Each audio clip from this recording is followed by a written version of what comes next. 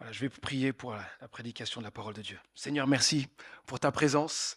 Merci pour ton œuvre au sein de ton Église. Merci parce que tu veux nous parler, tu veux nous transformer au travers de ta parole. Nous nous attendons à toi et conduis-nous maintenant dans ce temps précieux pour toi et précieux pour nous. Au nom de Jésus. Amen. Nous arrivons à présent à la fin de notre série de prédications intitulée « Nous sommes la maison de Dieu ». Être la maison de Dieu, n'est-ce pas incroyable cela? Être la maison de Dieu est l'une des vérités les plus époustouflantes de la Bible. Dieu désire habiter en chacun de nous par l'œuvre de Jésus-Christ. Cependant, si nous, chrétiens, sommes véritablement la maison de Dieu, qu'est-ce que cela signifie concrètement dans notre vie quotidienne? Les prédications précédentes ont déjà un peu apporté des réponses à cette question. Mais ce matin, j'aimerais prendre un temps pour que nous explorions ensemble trois aspects importants de ce que cela implique d'être la maison de Dieu. Si Dieu demeure en moi, si Dieu demeure en toi, qu'est-ce que cela doit impacter dans ta vie, dans ma vie? Que devrions-nous vivre? Premièrement, si Dieu demeure en nous, nous devrions honorer sa présence. Honorer sa présence en nous. Nous voici à la fin de la construction du temple à l'époque du roi Salomon. Avant le temple, il y avait le tabernacle, établi à l'époque de Moïse, tabernacle, tente. Et ces deux lieux, donc tabernacle, temple, étaient des points de rencontre entre Dieu et son peuple. Bien que trop petit pour Dieu, vous imaginez une tente, c'est un peu vraiment petit pour Dieu, et même le temple, qui était assez grand, ne pouvait contenir la présence de Dieu. Bien que donc trop petit pour Dieu, le temple représentait, malgré tout, la maison de Dieu sur terre. Vous imaginez qu'il est tout à fait normal que chacun ait sa maison, mais pour Dieu, il y avait une maison. Voilà, Dieu avait sa maison. Et c'était donc le lieu où le peuple de Dieu venait adorer et être en communion avec le Dieu saint. Pour Salomon, le temple de Dieu surpassait en importance son palais royal. C'est pourquoi il a choisi de construire le temple de Dieu en premier. Il aurait pu tout de suite s'attaquer à son palais, n'est-ce pas? Il est roi, maintenant il me faut un énorme palais. Non, il a pris 7 ans pour construire le temple de l'Éternel avant de construire son temple qui a pris 13 ans. Salomon devait être extrêmement fier d'avoir construit le temple de Dieu. Waouh! Il avait seulement à peine la vingtaine. Et donc, il avait moins de 30 ans lorsqu'il a achevé cette œuvre grandiose pour Dieu, pour l'Éternel. Son père ne pouvait le faire. Dieu avait choisi Salomon pour cette construction. Petite parenthèse, les jeunes, rappelez-vous que vous pouvez accomplir des choses grandioses pour Dieu très tôt. Ne gaspillez pas votre jeunesse. Ma mère m'avait dit, Manu, donne ta jeunesse à Dieu. Et bien, elle m'a donné le meilleur des conseils. Mais je vois que j'ai tardé. Et en tardant, j'aurais pu faire tellement de choses avant. Et il y a des choses, des bêtises que j'ai faites qui ont été difficiles après. Et donc, les bons choix que vous faites aujourd'hui ont vraiment un fort impact tout au long de votre avenir. Vous pouvez faire de grandes choses aujourd'hui. Et je ne parle pas que aux jeunes. Je parle aussi à vous qui êtes plus âgés. Parce que quand on est âgé, on se dit, bon, maintenant, place aux jeunes. Attention à vous, les personnes plus âgées. Dieu a aussi réalisé des choses incroyables par l'intermédiaire de personnes très, très âgées. Amen. Donc Dieu veut faire des choses grandioses à travers nous tous. Soyons conscients de cela. N'attendons pas d'avoir un âge particulier. Ça, c'est une mauvaise pensée. Et je pense que c'est même un mensonge de l'ennemi. Salomon est maintenant à genoux, les mains levées vers le ciel, en prière. Et dans sa prière de 2 Chroniques 6, que nous avons vu dimanche dernier, il loue la grandeur de Dieu. Il exprime son désir que sa présence réside dans ce temple, dans le temple qu'il a construit. Il demande à Dieu d'écouter les prières du peuple et des étrangers au travers de ce temple. Il implore la grâce de Dieu en cas de péché, en cas de guerre ou de famine. Si le peuple se détourne de toi, Seigneur, mais qui revient après à toi avec un cœur repentant, pardonne son péché. Et enfin, il demande à Dieu d'agir avec bonté et de protéger son peuple. Et après que Salomon ait achevé sa prière, un événement spectaculaire se produit et nous arrivons maintenant à 2 Chroniques, chapitre 7. Voici le verset 1 à 3. Lorsque Salomon eut terminé sa prière, le feu tomba du ciel et consuma l'holocauste ainsi que les sacrifices, et la gloire de l'Éternel remplit le temple. Les prêtres ne pouvaient pénétrer dans le temple de l'Éternel car la gloire de l'Éternel avait rempli l'édifice. Tous les Israélites virent descendre le feu et la gloire de l'Éternel sur le temple. On s'arrête là. Waouh! Après la prière de Salomon, boum! Le feu du ciel descend et la gloire de Dieu remplit le temple. Un spectacle incroyable sous leurs yeux, les yeux du peuple de Dieu. Dieu ne se manifeste ici pas dans toute sa gloire, car la Bible affirme que personne ne peut voir Dieu et vivre. Cependant, Dieu se révèle par des manifestations visibles afin que son peuple sache qu'il est présent ici. Je suis là. Je suis là. Et face à cette révélation de la présence de Dieu, le peuple réagit de la meilleure manière possible. Regardez les versets 3 au verset 6. Ils s'inclinèrent le visage contre terre sur le dallage du parvis, se prosternèrent et se mirent à louer l'Éternel en disant « Oui, il est bon, oui, son amour est éternel !» Le roi et tout le peuple offrirent des sacrifices devant l'Éternel. Le roi Salomon offrit en sacrifice 22 000 bœufs et 120 000 moutons. C'est de cette manière que le roi et tout le peuple inaugurèrent le temple de l'Éternel, le temple de Dieu. Les prêtres se tenaient à leur poste. Les Lévites prirent position avec les instruments de musique de l'Éternel que le roi David avait conçus pour louer l'Éternel en chantant « Oui, son amour dure à toujours ».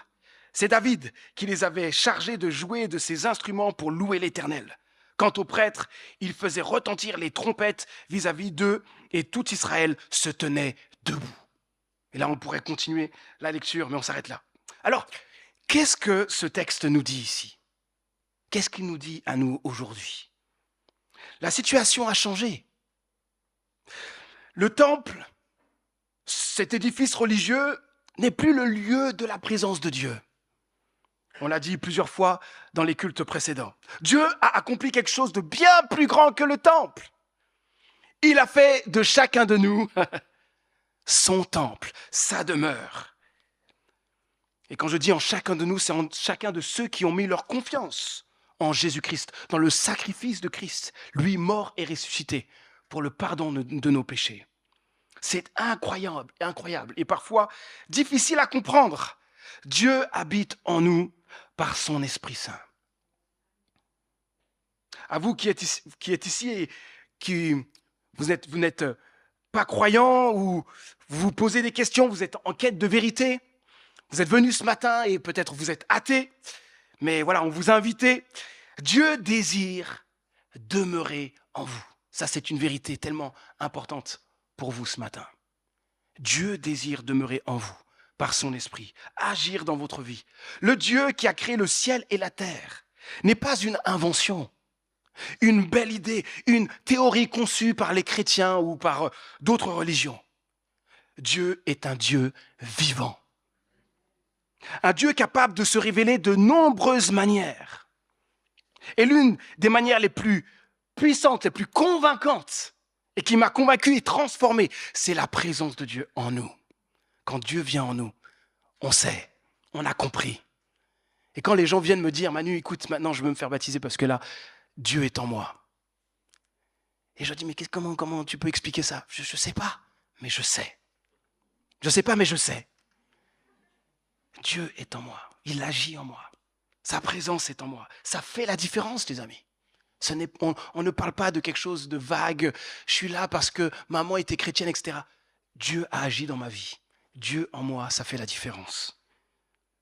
L'une des manières les plus convaincantes, c'est Dieu dans ta vie. Donc, approchez-vous de Dieu. C'est urgent et votre vie en dépend. Il veut vous sauver de la mort, vous donner la vie éternelle et, je le répète, demeurer en vous par son esprit. Venez à lui ce matin. Continuons. Cette vérité que Dieu réside en chaque personne qui croit en Jésus apporte énormément de joie, n'est-ce pas? Quand on réalise cela, on se dit, mais c'est tellement incroyable.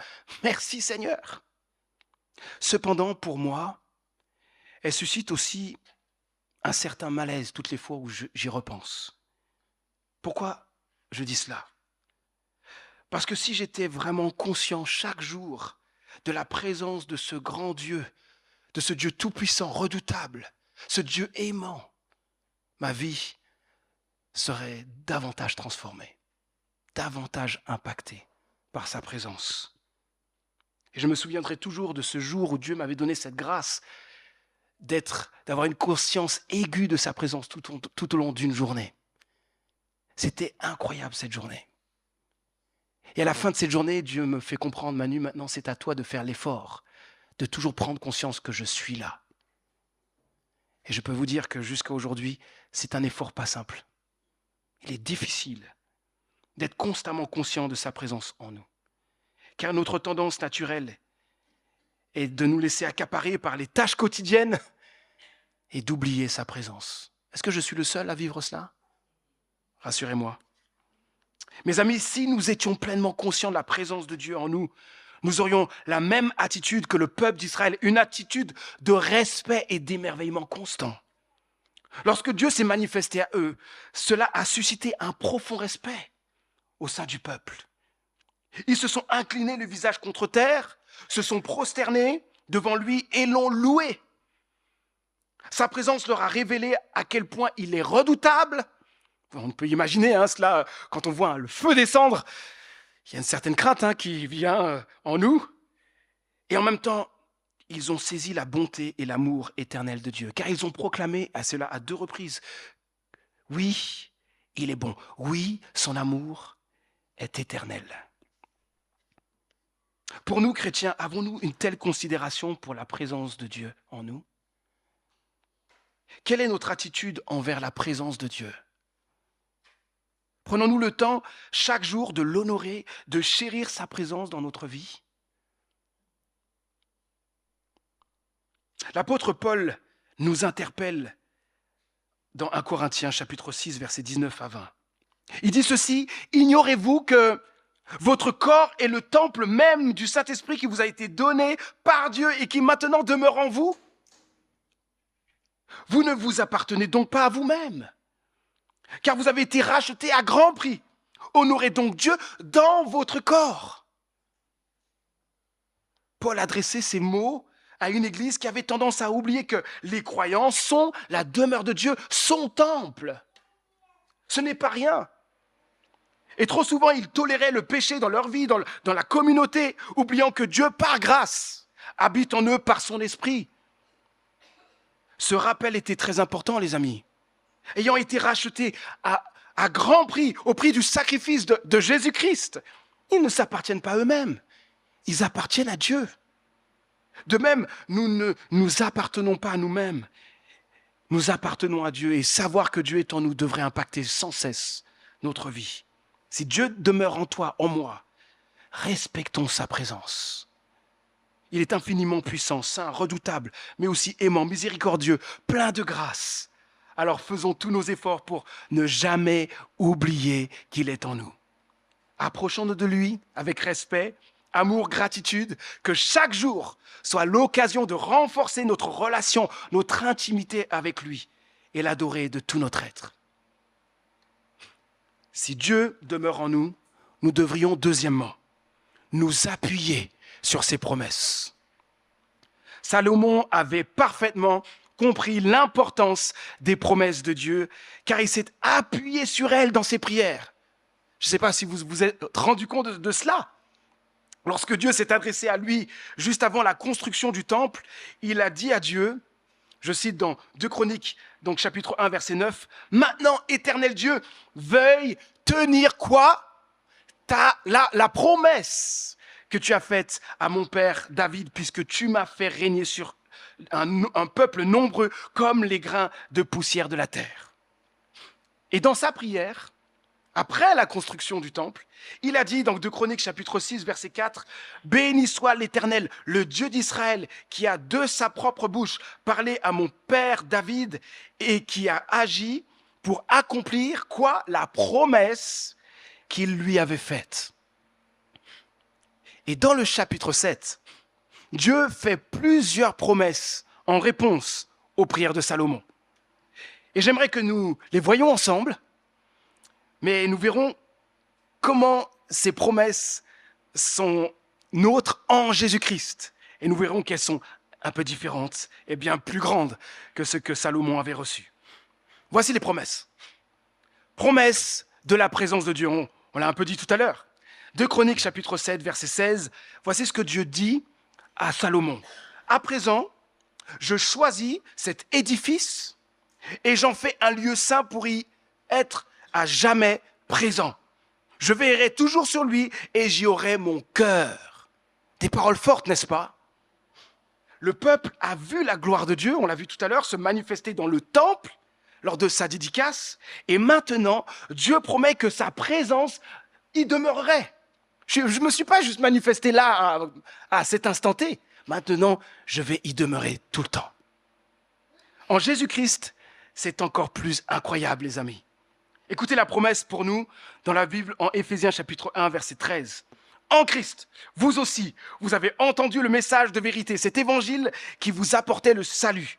Oui, c'est aussi en Christ que vous qui avez cru, vous avez obtenu de Dieu l'Esprit Saint qu'il avait promis et par lequel il vous a marqué de son sceau en signe que vous lui appartenez. » Yes! Pour nous, la présence de Dieu n'est plus limitée à un lieu précis. Elle réside en chacun de ceux qui placent leur confiance en Jésus-Christ. Et nous avons ainsi l'immense privilège d'expérimenter la présence de Dieu partout et à chaque instant de notre vie. C'est pas beau ça ? Partout où tu es, Dieu est en toi.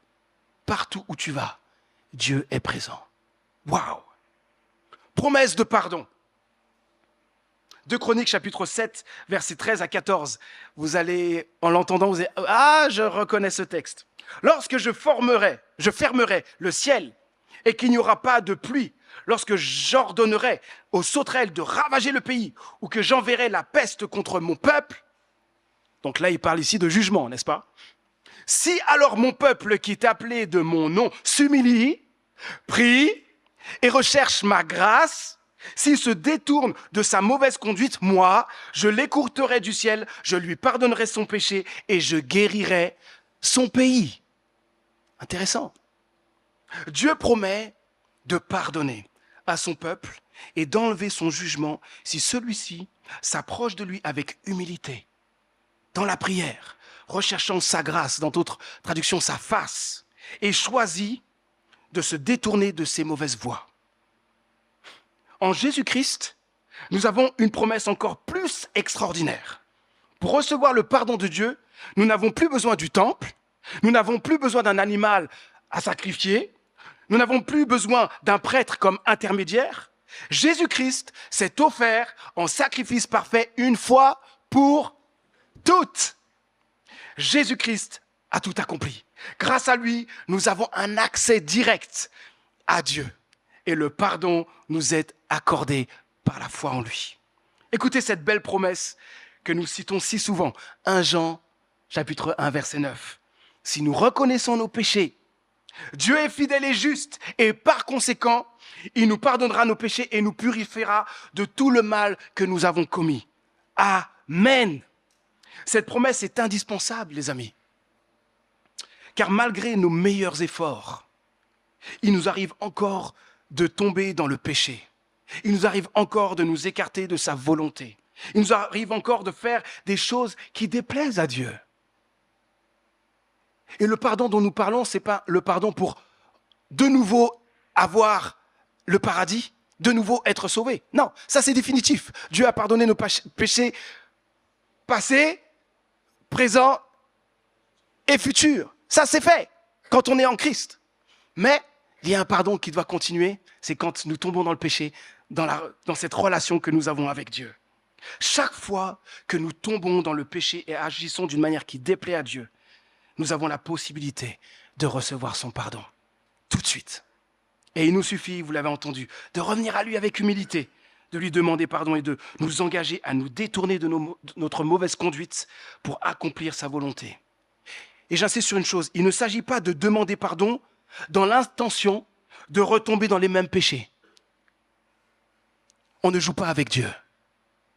Si je demande pardon à Dieu, son pardon m'est donné parce que je viens sincèrement pour rechercher son pardon et rechercher sa présence.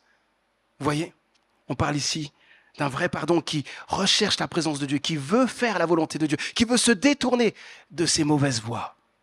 C'est cela la vraie repentance devant Dieu, pour faire ce qui lui est agréable.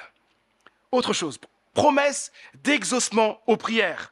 Verset 15, « Désormais, j'écouterai attentivement et je considérerai favorablement la prière faite en ce lieu. » Belle promesse. Dieu promet à son peuple d'écouter les prières adressées depuis le temple. Et on voit aussi que dans l'Ancien Testament, ces prières se faisaient ou dans le temple, ou s'ils n'étaient pas au temple, c'était en direction du temple, n'est-ce pas ? Cette promesse est encore plus extraordinaire en Jésus-Christ. Écoutez ce que Jésus dit à ses disciples en Jean chapitre 14, versets 13 à 14. « Quoi que ce soit que vous demandiez en mon nom, je le réaliserai pour que la gloire du Père soit manifestée par le Fils. » Je le répète, si vous demandez quelque chose en mon nom, je le ferai. Il a signé, hein ? Normalement, ça va se faire, n'est-ce pas, si on prie. Mes amis, nous pouvons prier en tout temps et en tout lieu, en sachant que Dieu écoute et répond nos prières. Cette semaine, nous sommes dans une semaine dédiée à la prière dans les groupes de maison. Ça doit vous enthousiasmer de savoir que nous allons avoir du temps dans la prière. Pourquoi ? Parce que Dieu écoute et répond. C'est cela qui nous enthousiasme tout le temps quand nous venons dans la présence de Dieu. Si nous savons que Dieu répond aux prières, ça fait envie de prier tout le temps, n'est-ce pas ? Mais Dieu répond, il agit, il exauce. Il attend de nous, bien sûr, que nous soyons conscients que l'exaucement de nos prières ne peut se faire que grâce à Jésus-Christ. C'est ce que le texte dit. Quand il dit « en mon nom », ça ne veut pas dire qu'à chaque fois il faut dire « au nom de Jésus » à la fin de nos prières. On peut le faire, mais cela ne veut pas dire cela. Cela veut dire tout simplement d'être conscient que si je peux prier, c'est grâce à Jésus-Christ, pas grâce à mes mérites. Je n'ai rien fait pour mériter cela. Tous les mérites sont sur Jésus. Et puis selon la volonté, ça veut dire aussi que nous prions selon sa volonté. Et enfin, vous l'avez entendu dans le texte, pour la gloire de Dieu. Dernière promesse, promesse d'une dynastie éternelle pour David. Verset 18, toujours dans 2 Chroniques 7.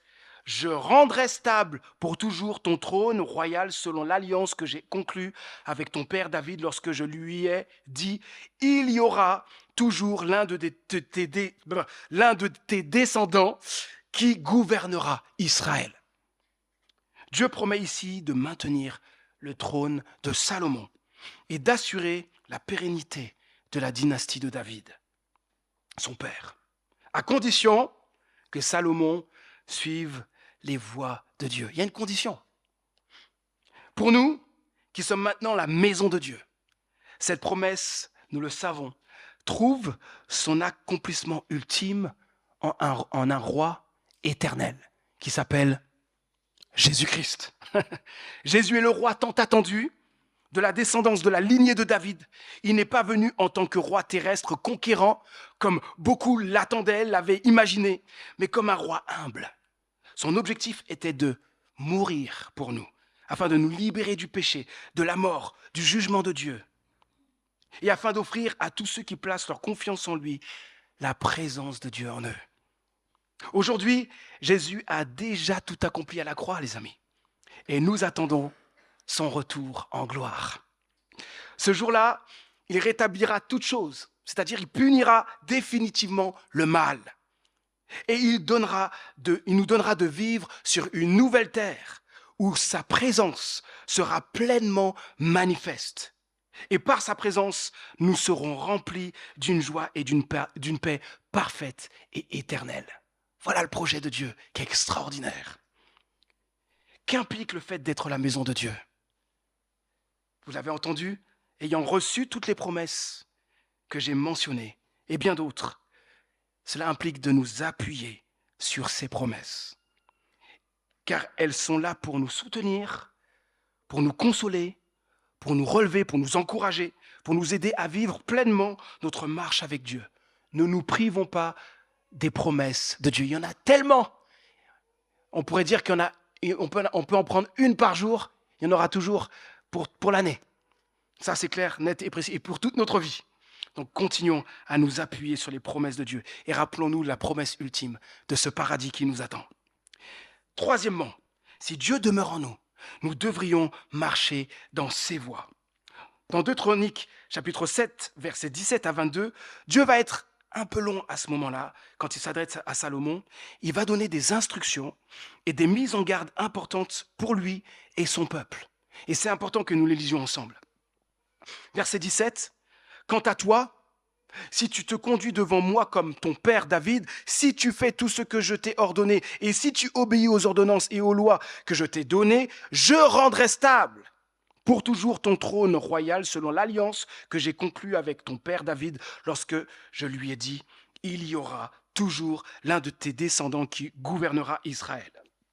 Mais si vous vous détournez et si vous négligez mes ordonnances et mes lois que j'ai établies pour vous, et si vous allez rendre un culte à d'autres dieux et vous prosterner devant eux, alors je vous arracherai de mon pays que je vous ai donné. Je rejetterai loin de ma vue ce temple que j'ai consacré pour y être présent, et je ferai en sorte que tous les peuples s'en moquent et ricanent à son sujet. Et ce temple qui aura été si glorieux, tous ceux qui passeront à proximité seront consternés, et s'exclameront, « Pourquoi l'Éternel a-t-il traité ainsi ce pays et ce temple ?» Et l'on répondra, « C'est parce qu'ils ont abandonné l'Éternel, le Dieu de leurs ancêtres, qui les avait fait sortir d'Égypte, parce qu'ils se sont attachés à d'autres dieux, qui se sont prosternés devant eux et les ont adorés. Voilà pourquoi il leur a infligé tout ce malheur. » Fin du chapitre 7. Dieu invite Salomon, d'une manière forte, et aussi le peuple, à marcher avec lui de 3 manières. La première chose, l'obéissance. Dieu désire que Salomon et son peuple suivent ses commandements, vivent selon sa volonté, agissent conformément à ses instructions. Deuxièmement, fidélité à Dieu. Dieu appelle son peuple à l'adorer lui seul et pas d'autres dieux. Et donc, il met en garde contre l'idolâtrie et l'infidélité. Il avertit que s'ils se détournent pour adorer d'autres dieux, ils subiront des conséquences désastreuses. Et enfin, cela est implicite. Dieu veut en fait aussi un bon témoignage de son peuple devant toutes les nations. En exprimant les conséquences de leurs péchés qui pourraient entraîner le mépris des autres nations, Dieu montre son désir en fait, que son peuple soit au contraire un bon témoignage devant toutes les nations. Leur existence même, leur relation avec Dieu doit refléter l'amour de Dieu et attirer d'autres nations au véritable grand Dieu, créateur du ciel et de la terre. De même, en tant que maison de Dieu, nous devons marcher constamment dans ses voies. Dieu n'est pas n'importe qui. Dieu n'est pas notre pote. Dieu est le grand Dieu qui s'est manifesté d'une manière redoutable à son peuple. Dieu est tout-puissant. Dieu mérite notre plus grand respect. Il mérite notre obéissance. Il mérite notre fidélité, notre adoration. Il mérite que nous témoignions de sa présence partout où nous sommes, de la meilleure manière possible. Soyons conscients de cela ce matin. Je termine. Qu'implique le fait d'être la maison de Dieu? Si Dieu demeure en nous, nous devrions honorer sa présence. Nous devrions nous appuyer sur ses promesses et enfin marcher dans ses voies. Vous verrez que le premier point amène les autres points. Si on honore la présence de Dieu en nous, on vivra le reste. Et dedans, vous verrez qu'il y a 3 choses que Dieu nous laisse, qui nous laisse 3 P. Présence, promesse, parole. La parole de Dieu. Soyons conscients de ces bénédictions qui sont nôtres. La présence est en nous. Les promesses sont pour nous. La parole de Dieu est là pour nous guider. Que Dieu nous aide à vivre pleinement sa parole et à être constamment conscients de sa présence en nous, pour sa gloire et pour que plusieurs le connaissent. Prions. Notre Dieu, nous te remercions infiniment pour ta grâce infinie. C'est incroyable de réaliser que tu as fait de nous ta demeure. Tu as fait de nous ta maison. Tu es en nous par ton esprit. Merci pour cette grâce immense que tu nous fais. Seigneur, pardonne-nous de perdre si souvent conscience de ta présence dans notre vie quotidienne. Pardonne-nous de laisser les préoccupations, les tâches de chaque jour nous distraire, nous amener à oublier une réalité tellement importante, tellement extraordinaire, tellement essentielle. Ta présence en nous. Seigneur, aide-nous à accorder plus d'attention à ta présence au quotidien. Aide-nous à nous appuyer sur tes promesses pour faire face à nos combats, à nos luttes quotidiennes. Et pour trouver aussi l'encouragement dont nous avons besoin pour persévérer dans notre marche avec toi. Et enfin, aide-nous à vivre dans l'obéissance, avec un cœur débordant d'amour et de reconnaissance envers toi. Parce que tu ne nous appelles pas une obéissance vide de sens. C'est une obéissance que nous te devons parce que nous sommes conscients à quel point nous t'aimons et nous voulons t'exprimer par notre obéissance, notre reconnaissance envers toi. Que toute notre vie et notre vie d'église soit marquée par ta présence, soit imprégnée de ta présence. Continue à nous remplir toujours plus de ton Saint-Esprit, de ta présence. Que nous soyons plutôt que nous témoignons toujours plus de ta présence en nous, partout où nous sommes, afin que plusieurs soient touchés par toi et puissent également faire l'expérience de ta présence. Nous te demandons tout cela au nom de Jésus-Christ. Amen.